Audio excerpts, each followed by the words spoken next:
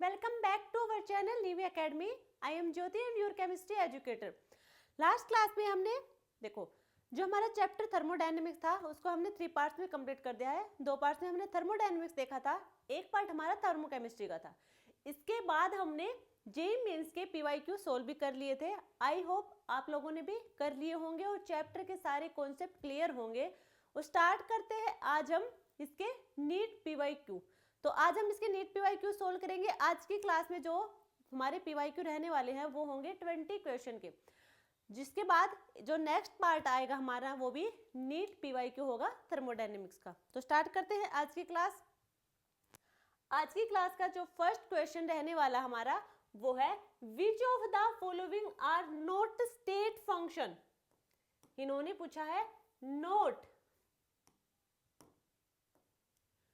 क्या पूछा है, जो स्टेट फंक्शन नहीं है। देखो जब हम थर्मोडायनेमिक्स के बारे में डिस्कस कर रहे थे वहां हमने एक देखे थी थर्मोडायनेमिक वेरिएबल।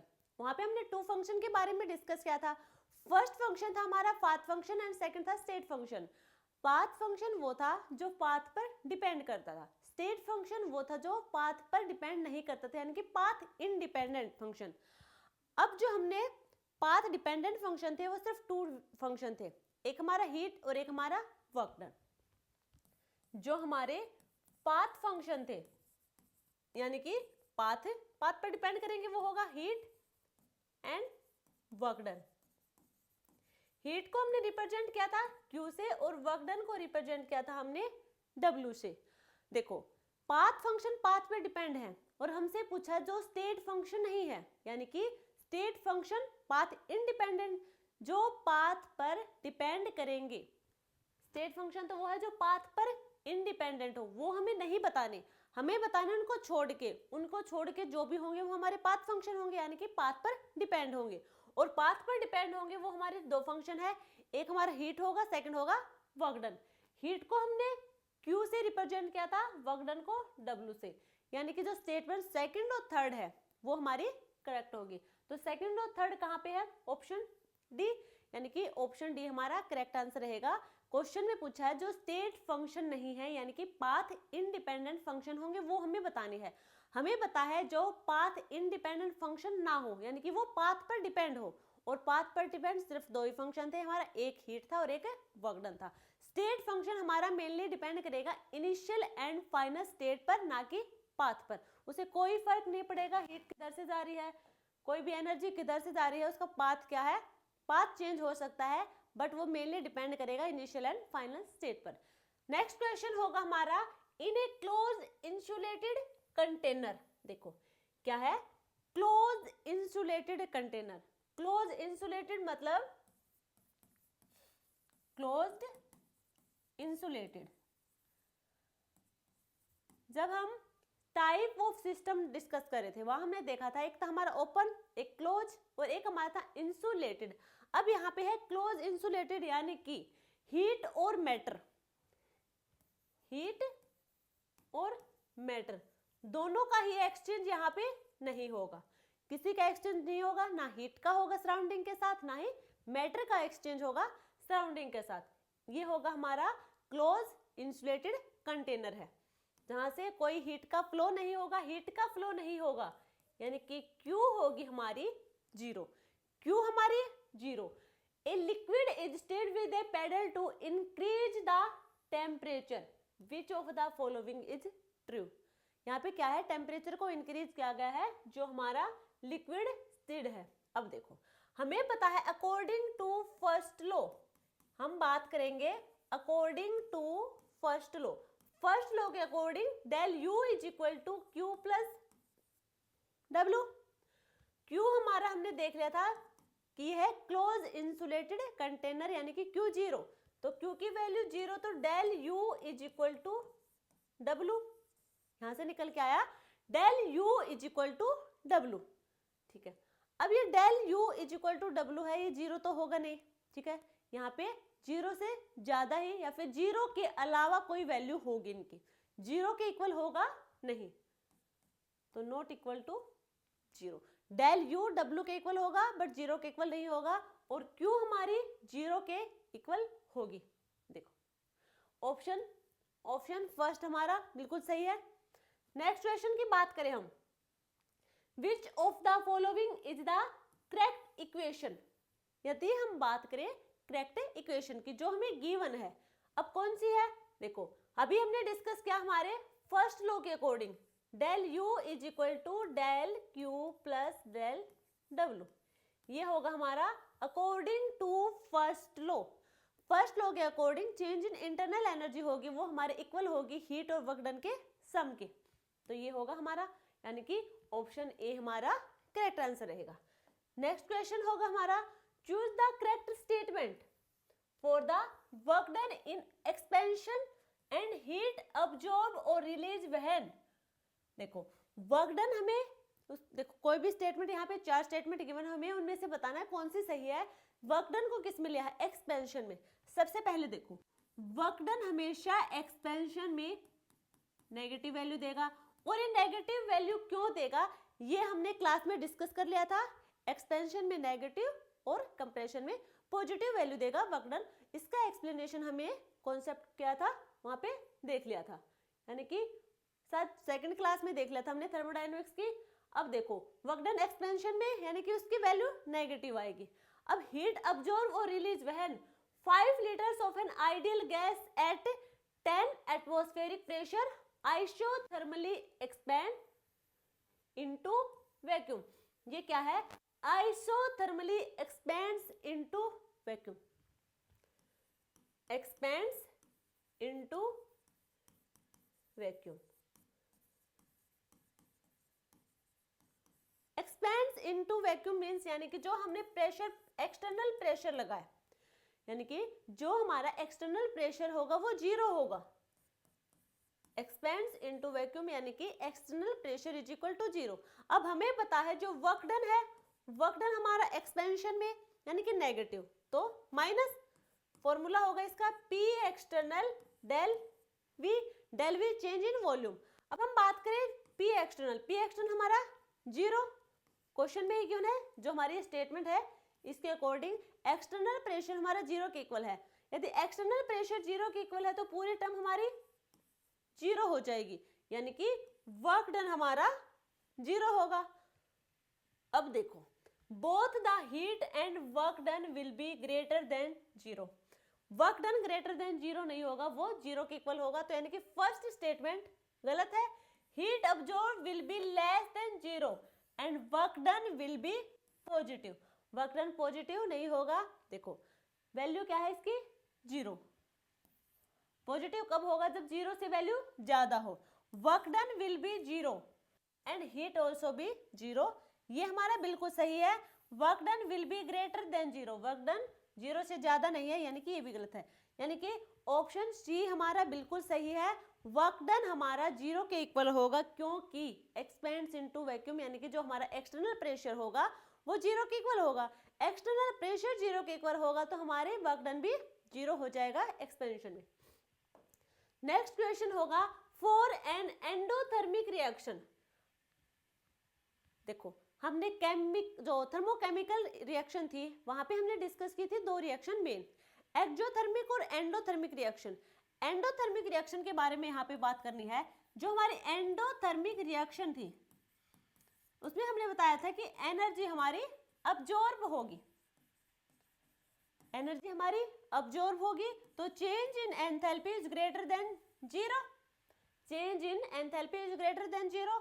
और हीट भी हमारी यानी कि एनर्जी अब्जॉर्ब हो रही है तो हीट क्या होगी, ज्यादा होगी, यानी कि इसकी वैल्यू पॉजिटिव होगी। हीट की वैल्यू पॉजिटिव होगी। डेल एच भी ग्रेटर देन 0 है, डेल एच ग्रेटर देन 0, इसका मतलब डेल एच हमारा पॉजिटिव में होगा। डेल एच भी पॉजिटिव और हीट भी हमारी पॉजिटिव में, क्योंकि एंडोथर्मिक रिएक्शन में एनर्जी हमारी अब्जॉर्ब होगी। ये भी हमने थर्मोकेमिस्ट्री में डिस्कस कर लिया था, इसका ग्राफ के साथ हमने डिस्कस किया था। तो यदि कॉन्सेप्ट देखना तो आप वहां से देख सकते हैं। यहाँ से आप सीधा देखिए डेल एच ग्रेटर देन 0 होगा और क्यू भी हमारा यानी कि हीट भी हमारी ग्रेटर देन 0 होगी, तो दोनों की वैल्यू पॉजिटिव आएगी। ऑप्शन यानी कि second statement and fourth statement both are true. Second and fourth यानी कि ऑप्शन ए हमारा बिल्कुल सही है। नेक्स्ट क्वेश्चन की बात करें हम, नेक्स्ट क्वेश्चन होगा match list first with list second. देखो यहाँ पे हम बात करें प्रोसेस, हमने थर्मोडायनेमिक प्रोसेस के बारे में डिस्कस किया था। जो डिफरेंट प्रोसेस थे उसमें isothermal, isochoric, isobaric, adiabatic, free expansion and cyclic process, इन सब के बारे में डिस्कस किया था हमने थर्मोडायनेमिक प्रोसेस में। अब उन्हीं को यहाँ पे सिर्फ रिवाइज करना है एक बार। देखो आइसोथर्मल प्रोसेस, आइसोथर्मल प्रोसेस में हमने कहा था टेम्परेचर होगा कांस्टेंट, यानी कि del T is equal to 0। तो यहाँ पे देखो टेम्परेचर कांस्टेंट यानी कि सेकंड स्टेटमेंट के साथ मैच कर रहा है। आइसोकोरिक प्रोसेस, आइसोकोरिक प्रोसेस यानी कि वॉल्यूम कांस्टेंट, वॉल्यूम कांस्टेंट यानी कि del V is equal to 0, statement third के साथ मैच करेगा। यदि हम बात करें आइसोबारिक प्रोसेस, आपको लगे कि इतना सब हम याद नहीं कर पाएंगे कि कौन सी प्रोसेस में कौन सी टर्म कांस्टेंट होगी, तो बारिक किसकी यूनिट होती है, प्रेशर की।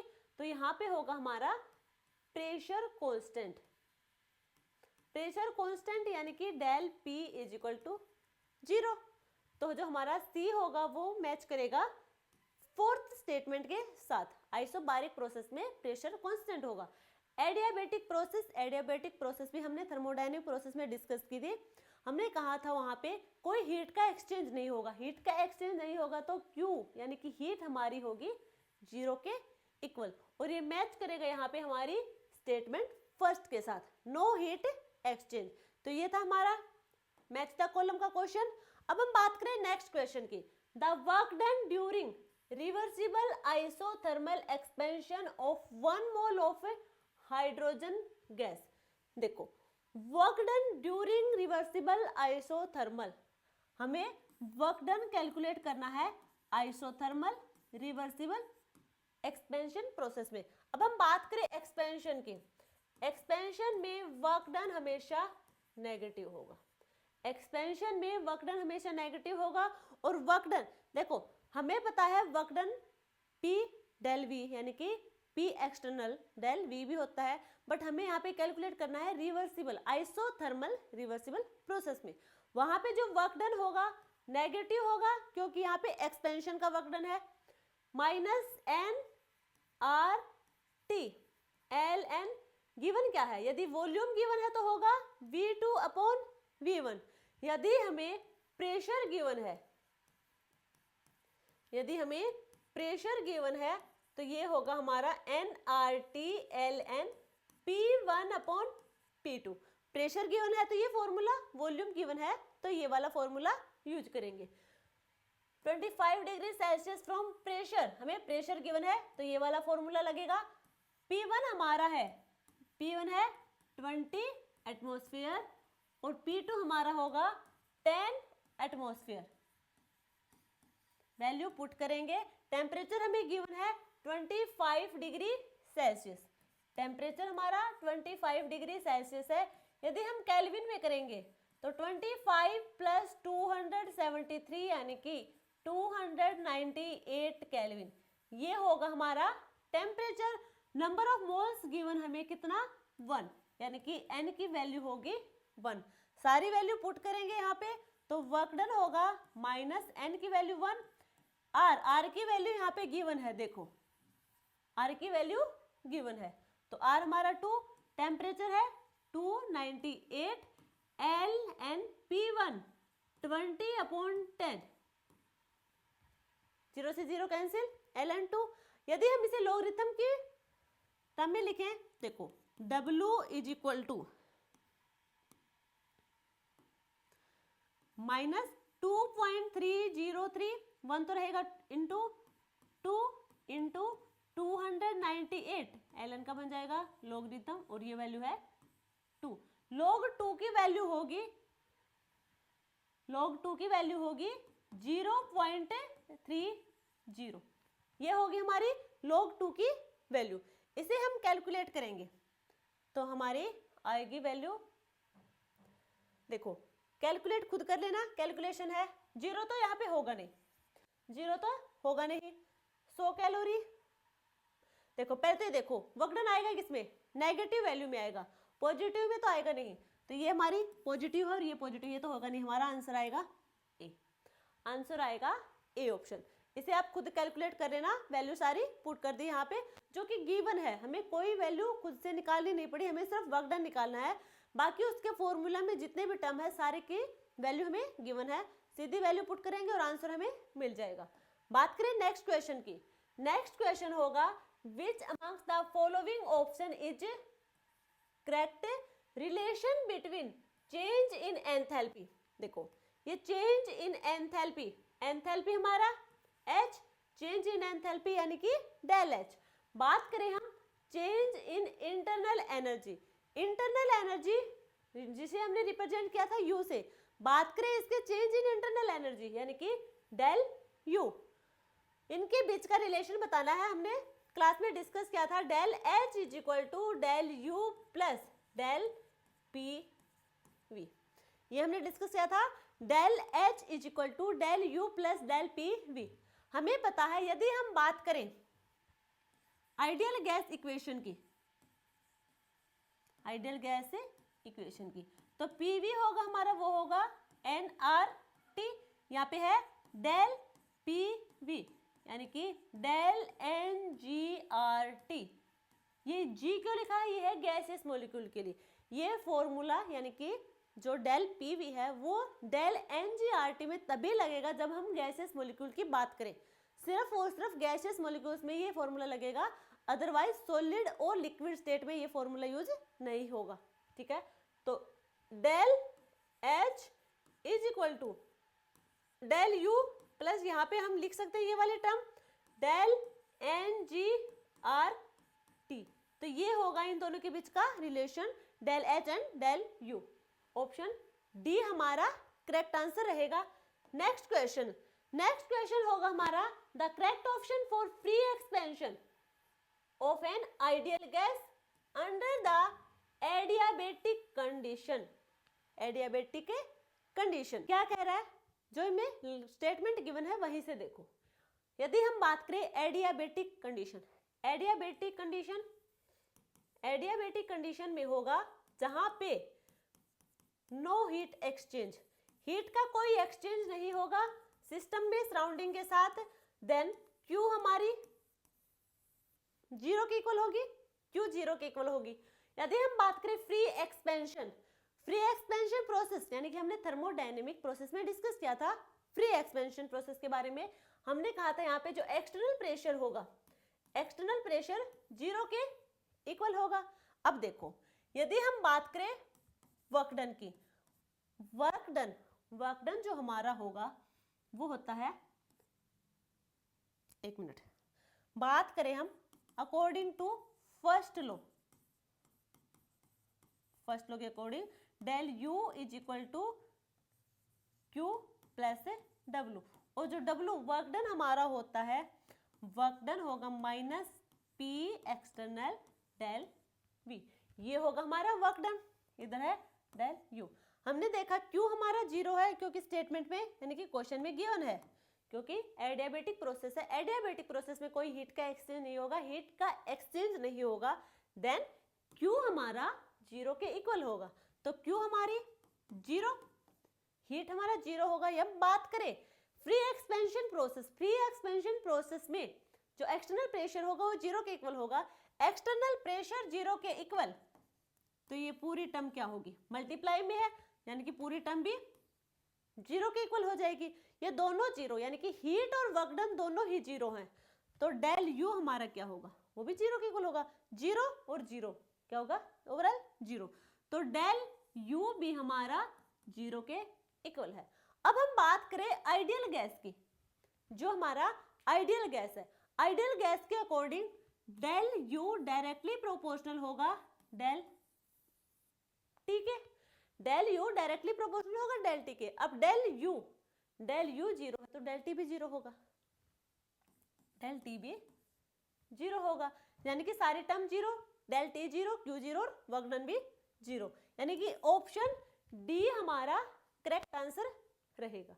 ठीक है, नेक्स्ट क्वेश्चन, नेक्स्ट क्वेश्चन है under isothermal condition, isothermal thermal condition A gas at 300 kelvin, यानी कि आइसोथर्मल कंडीशन यानी कि टेम्परेचर कांस्टेंट, टेम्परेचर कांस्टेंट जो कि वैल्यू दी गई है कि कांस्टेंट टेम्परेचर है जिसकी वैल्यू है 300 केल्विन, ठीक है।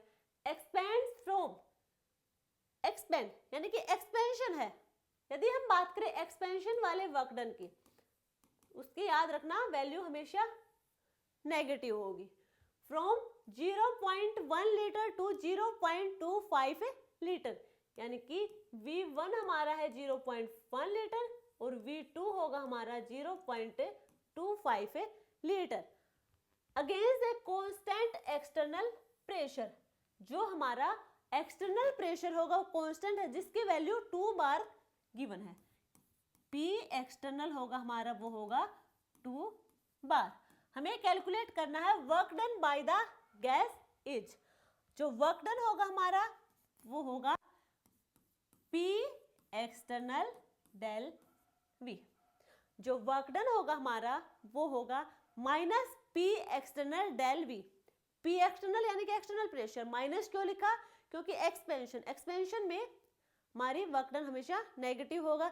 डेल V यानी कि चेंज इन वॉल्यूम यानी कि final volume minus initial volume. अब हम बात करें यहाँ पे वैल्यू रखेंगे इनकी, क्या होगा एक्सटर्नल का 2 bar into V2 minus V1, V2 होगा हमारा 0.25 माइनस 2 इंटू 0.25 माइनस 0.1, 0.25 माइनस 0.1 यानी कि 510 माइनस 2 इंटू 0.15, वर्क डन होगा हमारा 0 माइनस 0.30। अब देखो वॉल्यूम हमारी थी लीटर में और प्रेशर था हमारा बार में, तो ये आएगा लीटर बार। वर्क डन आएगा हमारा माइनस 0.30 लीटर बार, और 1 लीटर बार की वैल्यू यहाँ पे गिवन है 100 जूल, और हमें आंसर भी चाहिए जूल या फिर किलो जूल में। देखो अब लीटर बार की जगह हम लेंगे 100 जूल, तो वर्क डन होगा हमारा work done is equal to minus 0.30 into 100 joule, value आएगी माइनस 30 जूल। वर्क डन होगा हमारा यहाँ पे माइनस 30 जूल। ऑप्शन डी हमारा करेक्ट आंसर रहेगा, ठीक है। नेक्स्ट क्वेश्चन की बात करें, an ideal gas expands isothermally from, ये हमें गिवन है, ये हमारी होगी वॉल्यूम। V1 होगी 10 की power minus 3 metre cube, V2 होगी हमारी 10 की पावर माइनस 2 मीटर क्यूब।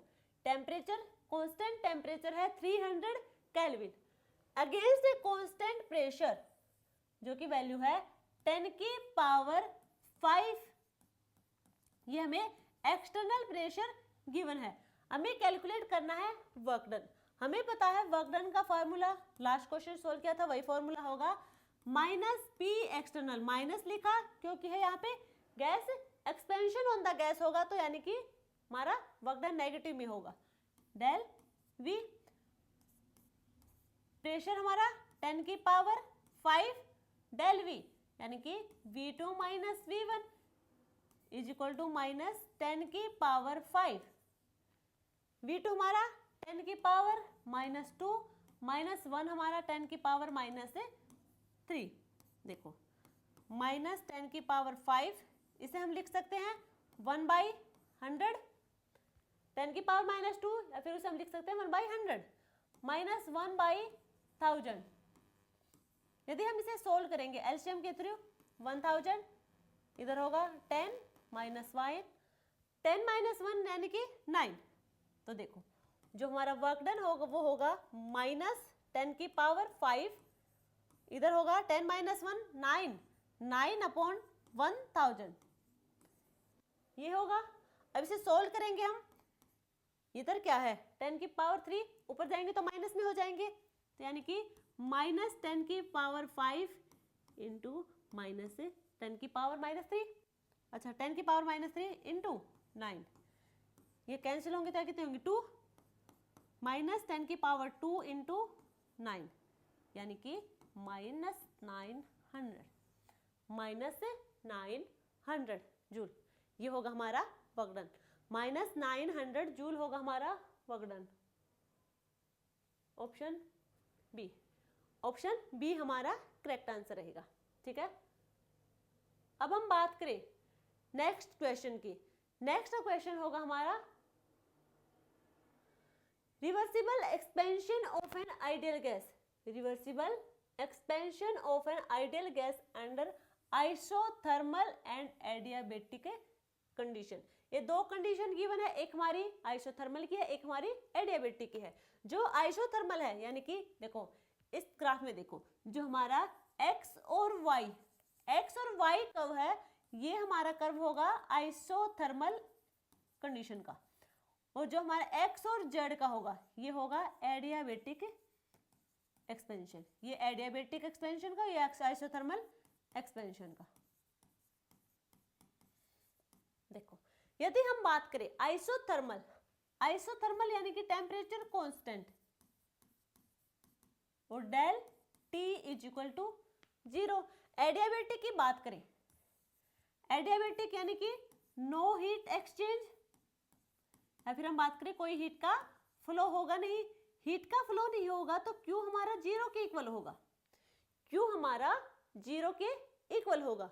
अब देखो हमें यहाँ पे जो ये ऑप्शन गिवन है इनमें से बताना है कौन सा नॉट करेक्ट, नॉट करेक्ट यानी कि जो गलत है वो बताना हमें।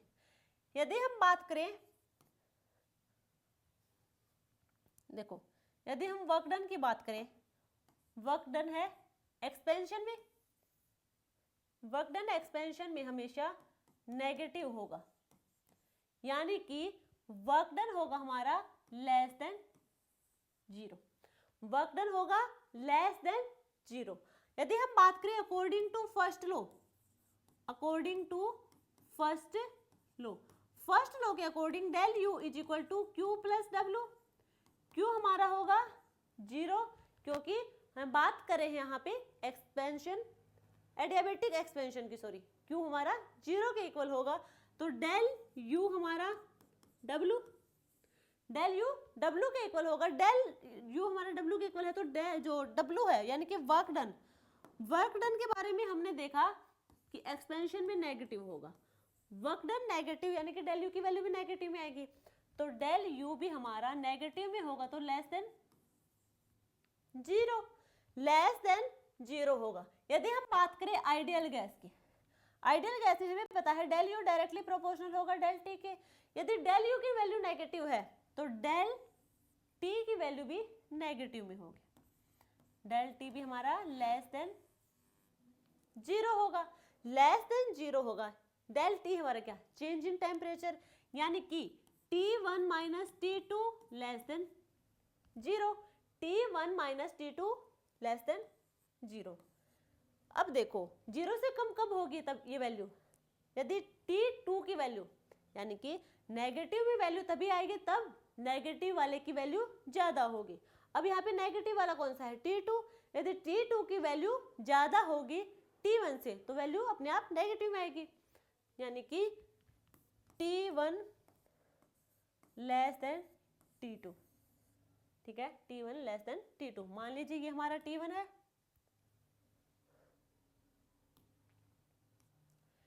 ये हमारा T1 है और ये हमारा होगा T2।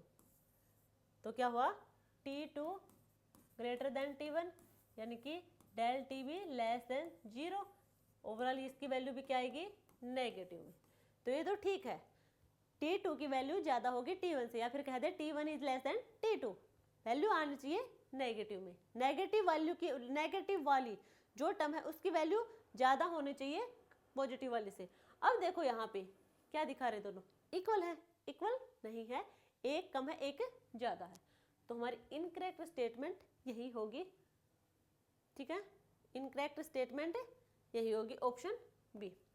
नेक्स्ट क्वेश्चन की हम बात करें, in an endothermic reaction, endothermic reaction में डेल एच की वैल्यू क्या होगी। देखो हमने रिएक्शन देखिए थर्मोकेमिकल रिएक्शन, वहां पे हमने देखा था जो एंडोथर्मिक रिएक्शन होगा वहां पे एनर्जी अब्जॉर्ब होगी, del H is greater than zero, यानी कि del H is equal to positive, del H की वैल्यू पॉजिटिव में आएगी, यानी कि ऑप्शन बी हमारा सही होगा। Del H greater than zero यानी कि डेल एच की वैल्यू पॉजिटिव में आएगी। नेक्स्ट क्वेश्चन है during isothermal expansion of an ideal gas. देखो आइसोथर्मल की बात करें, आइसोथर्मल टेम्परेचर कांस्टेंट है, T जीरो नहीं है, डेल T जीरो है। बात करें del T is equal to zero, del T zero होगा, डेल T हमारा जीरो के इक्वल होगा, डेल T जीरो होगा। यदि हम बात करें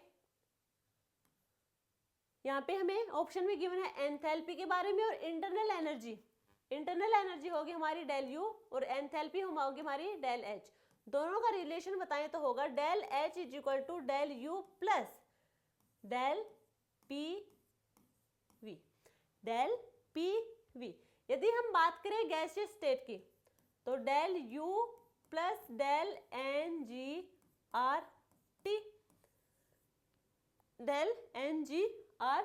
टी, अब देखो जो आर टी टेम्परेचर हमारा आइसोथर्मल की बात करें, टेम्परेचर क्या होगा, कांस्टेंट होगा, टेम्परेचर कांस्टेंट होगा तो इसका चेंज क्या होगा, जीरो होगा और पूरी टर्म हमारी जीरो के इक्वल आ जाएगी।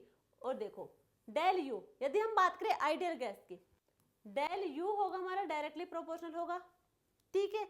यदि डेल टी जीरो है तो डेल यू हमारा क्या होगा, जीरो होगा, तो ये भी हमारी क्या होगी, जीरो हो जाएगी। डेल एच हमारा क्या होगा, रिमेन्स अनअफेक्टेड, वो एज इट इज रहेगा।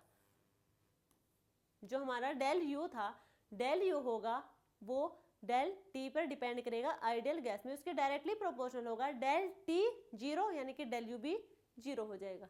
डेल एच पे कोई असर यहाँ पे होगा नहीं, वो अनअफेक्टेड रहेगा।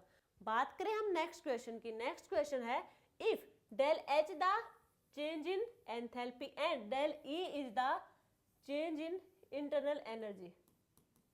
देखो अभी तक हम क्या कर रहे थे, इंटरनल एनर्जी हमारी क्या था, यू से, क्वेश्चन में स्टेटमेंट में दिया है इंटरनल एनर्जी को ई से रिप्रेजेंट किया, बात एक ही है, डेल यू या फिर डेल ई, दोनों एक ही बात है, इनको कहा है change in internal energy. Del H हमारा होगा चेंज इन एंथैल्पी। अब हमें बताना है गैसेस रिएक्शन में कौन सी स्टेटमेंट सही है।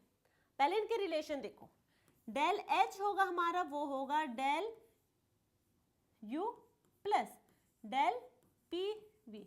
हमें बात करनी है गैसेस रिएक्शन की, तो गैसेस रिएक्शन में हमें पता है डेल पी वी होगा वो इक्वल होगा del N G R T. और ये डेल एन जी क्या है, डेल एन जी होगा हमारा N P minus N R, N यानी कि number of gaseous molecules of product minus number of gaseous molecules of reactant. अब देखो यदि इसकी कंडीशन है 3, यदि number of molecules gaseous molecules product के ज्यादा हुए रिएक्टेंट से, सेकंड कंडीशन ये हो सकती है कि नंबर ऑफ मॉलिक्यूल्स रिएक्टेंट के ज्यादा हो, थर्ड ये हो सकती है नंबर ऑफ मोल्स दोनों के इक्वल हो, ठीक है। अब हम बात करें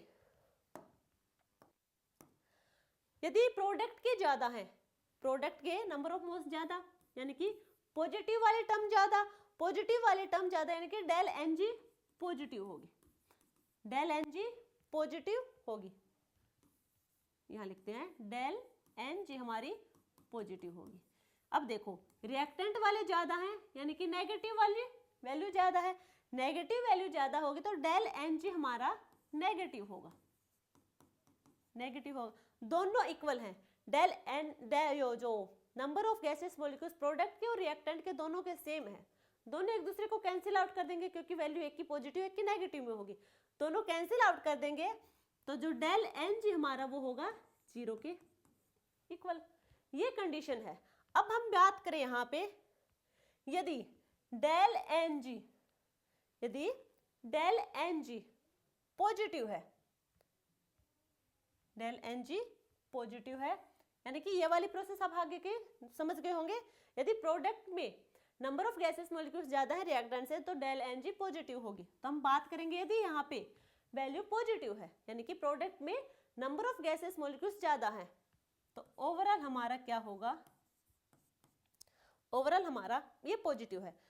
डेल यू की भी वैल्यू है, कुछ वैल्यू ये होगी, दोनों की ऐड करेंगे तो डेल एच की ओवरऑल वैल्यू क्या होगी, ज्यादा होगी। तो हम बात करें फर्स्ट कंडीशन के अकॉर्डिंग, केस फर्स्ट के according del H greater than del U, ये होगी हमारी फर्स्ट केस के अकॉर्डिंग। बात करें सेकंड केस के according, del N G negative है यानी कि इसकी वैल्यू अब नेगेटिव है, ये पॉजिटिव है नेगेटिव है, यानी कि ये जो वैल्यू है डेल यू इसमें से कुछ माइनस होगा, यानी कि इसमें से कुछ माइनस होगा तो जो डेल एच की वैल्यू होगी वो डेल यू से तो कम होगी क्योंकि डेल यू में से डेल एन जी माइनस होगी। तो अब क्या होगा, del H less than del U. Third case की बात करें, del N G zero, del N G zero तो पूरी टर्म हमारी जीरो, पूरी टर्म जीरो तो del H is equal to del U. ये होंगे हमारे थ्री केस। अब हम बात करें क्वेश्चन के अकॉर्डिंग, जो स्टेटमेंट गिवन है कौन सी सही है। Del H is always greater than, बिल्कुल नहीं, डेल एच ऑलवेज तो ग्रेटर नहीं होगा, यहाँ पे कम भी है, थर्ड केस में इक्वल भी है, यानी कि फर्स्ट स्टेटमेंट तो हमारी बिल्कुल भी सही नहीं है। Del H is less than del E, ये वाली स्टेटमेंट है। If the number of moles of product, number of moles of product ज्यादा है, हम बात करें सेकंड केस, यहाँ पे तो number of moles of reactant में ज्यादा है, तब ये वाली कंडीशन होगी हमारी del H is less than del U, यानी कि ये स्टेटमेंट भी हमारी बिल्कुल गलत है। Del H is always less than del E, always तो लेस होगी नहीं, यहाँ पे ग्रेटर है यहाँ पे इक्वल भी है, यानी कि ये स्टेटमेंट भी बिल्कुल गलत है। Del H is less than del E, ये वाली ही स्टेटमेंट। यदि रिएक्टेंट के नंबर ऑफ मोल्स ज्यादा होंगे प्रोडक्ट से, या फिर कहें number of gases molecules of product is less than number of gases molecules of reactant, यानी कि ऑप्शन डी हमारा करेक्ट आंसर रहेगा। नेक्स्ट क्वेश्चन है when 1 mole of gas is heated at constant volume. देखो इस पॉइंट को ध्यान से देखो, कांस्टेंट वॉल्यूम यानी कि आइसोकोरिक प्रोसेस, आइसोकोरिक प्रोसेस में हमने देखा था कांस्टेंट वॉल्यूम यानी कि del V is equal to 0, change in volume होगा वो होगा हमारा 0 के इक्वल। टेम्परेचर यहाँ पे इंक्रीज कर रहा है 298 से 308 kelvin. Heat supplied to the gas is, heat supplied यानी कि क्यू की वैल्यू गिवन है 500 जूल। अब हमें बताना है यहाँ से कौन सी स्टेटमेंट सही है इनमें से। देखो बात करें हम फर्स्ट लॉ के अकॉर्डिंग टू फर्स्ट लॉ के according del U is equal to Q plus W. अब बात करें डब्लू, यहाँ पे है डब्लू होगा हमारा P एक्सटर्नल डेल V हमें पता है 0 के इक्वल है, तो ये पूरी वैल्यू हमारी क्या हो जाएगी 0। अब हम बात करेंगे क्यू की, del U is equal to Q की वैल्यू गिवन है 500 जूल, तो डेल U होगा हमारा 500 जूल, यानी कि चेंज इन इंटरनल एनर्जी हमारा इक्वल होगा हीट के। अब देखो यहाँ पे कहाँ है डेल U, यहाँ पे डेल U को डेल E से रिप्रेजेंट किया है, तो डेल E होगा हमारा 500, Q हीट के इक्वल है, वर्क डन यहाँ पे 0, यानी कि ऑप्शन P हमारा करेक्ट आंसर रहेगा। नेक्स्ट क्वेश्चन की बात करें, for the following reaction at 300 kelvin A2 plus 3B2 और 2AB3। देखो बताना हम यहाँ पे, देखो एंथैल्पी चेंज होगा यानी कि डेल एच हमें गिवन है plus 15 kilo joule. Then the internal energy change, internal energy हमारी होगी डेल यू को कैलकुलेट करना है, इसका फॉर्मूला लिखे हम, तो del H is equal to del U plus, यहाँ पे है गैसेस रिएक्शन है तो यहाँ पे लगेगा डेल NgRT, और जो डेल Ng होगा टेम्परेचर यहाँ पे गिवन है 300 केल्विन, डेल Ng काफी बार कैलकुलेट करवा चुके हैं, इसी कारण ये क्वेश्चन आप खुद सोल्व करेंगे, ये आपके लिए होगा HW। ठीक है, नेक्स्ट क्वेश्चन नेक्स्ट क्वेश्चन होगा हमारा 3 थर्मोकेमिकल इक्वेशन। हमें ये 3 थर्मोकेमिकल इक्वेशन गिवन है, इनमें से हमें इनका रिलेशन बताना है जो नीचे गिवन है कौन सा सही है, इनमें से कौन सा रिलेशन है जो सही है वो बताना है। ये इक्वेशन फर्स्ट है। यदि हम बात करें इक्वेशन फर्स्ट की, इसमें कार्बन की रिएक्शन करवाई हमने हाफ ऑक्सीजन के साथ, हाफ नहीं यहाँ पे है 1 ऑक्सीजन के साथ करवाएंगे तो हमें मिलेगा कार्बन डाइऑक्साइड, और इसकी एंथैल्पी, चेंज इन एंथैल्पी यानी कि हमने मान लिया डेल H1 जो कि इक्वल होगा x किलो जूल पर मोल के। बात करें सेकंड इक्वेशन की, सेकंड इक्वेशन होगी कार्बन ग्रेफाइट, उसकी रिएक्शन करवाई हमने हाफ O2 के साथ, हमें मिला कार्बन मोनोऑक्साइड।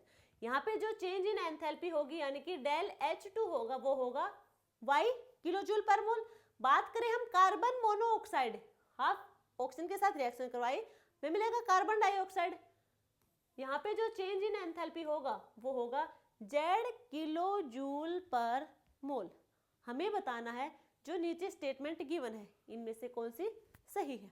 देखो इन इक्वेशन को, जो थर्मोकेमिकल इक्वेशन गिवन है उनको ध्यान से देखो, फर्स्ट सेकंड एंड थर्ड। देखो जो हमारी सेकंड इक्वेशन है और जो हमारी थर्ड इक्वेशन है, हाफ हाफ O2 CO2। देखो सेकंड और third, on adding equation second and third, यदि हम थर्ड एंड सेकंड इक्वेशन को ऐड करें, सेकंड इक्वेशन हमारी है कार्बन की हमने रिएक्शन करवाई हाफ O2 के साथ, हमें मिला कार्बन मोनोऑक्साइड। यदि हम बात करें थर्ड इक्वेशन की, कार्बन मोनोऑक्साइड गैस की रिएक्शन करवाई हाफ O2 के साथ, जो गैस है हमें मिलेगा कार्बन डाइऑक्साइड, दोनों की दोनों गैस हैं। ठीक है, ये हमारी है सेकंड और थर्ड इक्वेशन। अब हम बात करें दोनों को ऐड करेंगे तो देखो दोनों का एडिशन किया, हाफ और हाफ 1 O2, ये तो हो गया ऐड। अब यहाँ पे बात करें कार्बन ग्रेफाइट, सेकंड इक्वेशन में कार्बन है, थर्ड में कोई कार्बन नहीं है तो कार्बन एज इट इज लिख देंगे, इसमें कुछ और ऐड होगा नहीं। ठीक, अब बात करें यहाँ पे कार्बन मोनोऑक्साइड, वो है प्रोडक्ट साइड में, इधर है कार्बन मोनोऑक्साइड रिएक्टेंट साइड में, दोनों क्या होंगे कैंसिल। अब इधर देखो प्रोडक्ट साइड में कार्बन डाइऑक्साइड है और कोई प्रोडक्ट यहाँ पे नहीं दिख रहा, तो यानी कि इससे हमें मिलेगा कार्बन डाइऑक्साइड। अब इस रिएक्शन को यानी कि सेकंड और थर्ड इक्वेशन का जो ऐड आया है यानी कि सम है, उसको इक्वेशन फर्स्ट से मैच करके देखो क्या सिमिलर है, बिल्कुल है। अब हम बात करें, यदि हम ऐसा कहें तो ये क्या गलत होगा, equation second plus equation third equal होगा हमारा इक्वेशन फर्स्ट के। क्या ये बात सही है? यानी कि इक्वेशन सेकंड और इक्वेशन थर्ड को हम ऐड कर देंगे, हमें इक्वेशन फर्स्ट मिल जाएगी। तो इक्वेशन सेकंड है, इक्वेशन सेकंड के जो चेंज इन एंथैल्पी है वो होगी y और थर्ड की है z, तो y प्लस z होगा हमारा x के इक्वल। बिल्कुल सही है। कौन सा होगा? x is equal to Y plus Z. Option B हमारा करेक्ट आंसर रहेगा। बिल्कुल इजी है, ज्यादा कुछ करना है नहीं। नेक्स्ट क्वेश्चन में होगा हमारा, देखो, formation of solution from two components. देखो सॉल्यूशन की फॉर्मेशन कैसे होती है हमें पता है। जो सॉल्यूशन है वो होगा हमारा, टू कंपोनेंट कौन होते हैं? सॉल्यूट और सॉल्वेंट। ये इसके दो कंपोनेंट है, सबको पता है ये बात तो, कि जो सॉल्यूशन है दो कंपोनेंट से मिलके बना है, एक हमारा सॉल्यूट होगा, एक होगा सॉल्वेंट। यदि हम बात करें कंसिडर्ड एज, एक तो हमारे इस स्टेटमेंट गिवन है प्योर सॉल्वेंट यानी कि separated solvent molecules, pure plus solute, separated solute molecules. अच्छा यहाँ पे प्लस नहीं होगा शायद, separated solvent and solute molecules जो होगा सॉल्यूशन। ये इन सब की चेंज इन एंथैल्पी हमें गिवन है। फर्स्ट हमारा है प्योर सॉल्वेंट, सेकंड हमारा है प्योर सॉल्यूट, थर्ड हमारा है सॉल्यूट और सॉल्वेंट को सेपरेट किया गया है जो हमारी यानी कि सॉल्यूशन हुआ उसकी चेंज एंथैल्पी होगी डेल H3, यानी कि del H1 pure solvent, del H2 pure solute, del H3 होगा हमारा सॉल्यूशन का। अब हम बात करें solution so formed will be ideal if, ideal कब होगा ये हमें बताना है। सॉल्यूशन आइडियल कब होगा, यदि हम बात करें डेल H फॉर्मेशन सॉल्यूशन की और वो भी आइडियल गैस पे, कब होगा आइडियल गैस कंडीशन पे, आइडियल तब होगा जब आइडियल कंडीशन में हमेशा change in enthalpy of solution होगी वो 0 के इक्वल होगी। 0 के इक्वल होगी तो del H1 plus del H2 plus del H3 तीनों का सम होगा वो भी 0 के इक्वल होगा। या फिर हम कहें ऐसे लिख सकते हैं, ये हमारी फर्स्ट है जैसे कि सेकंड है, इसको हम लिख सकते हैं del H F solution is equal to del H1 plus del H2 plus del H3 लिख सकते हैं ऐसा, ठीक है। तो ये होगा हमारा ऑप्शन फर्स्ट हमारा करेक्ट आंसर रहेगा, ठीक है। तो देखो ये था हमारे आज की क्लास, बिल्कुल बेसिक है, ज़्यादा नीड है नहीं। यदि आपको कोई क्वेश्चन समझ ना आया हो फिर भी तो आप कमेंट सेक्शन में बता सकते हैं, आपको वो क्वेश्चन करवाया जाएगा नेक्स्ट क्लास में, ठीक है।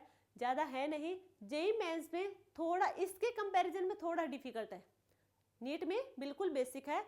नीट में सिर्फ हमें फॉर्मूला याद रखना है और यूनिट कन्वर्जन याद रखना है, हम इस क्वेश्चन को अपने आप सोल्व कर लेंगे, बिल्कुल ईजी है, ज़्यादा कोई दिक्कत वाली बात है नहीं। तो थर्मोडायनेमिक्स चैप्टर के कुछ क्वेश्चन आज करवाए हमने नीट PYQ के, बाकी के जो क्वेश्चन रिमेनिंग है वो हम नेक्स्ट क्लास में करवाएंगे, यानी कि नीट PYQ का सेकंड पार्ट में हम करवा देंगे, ठीक है।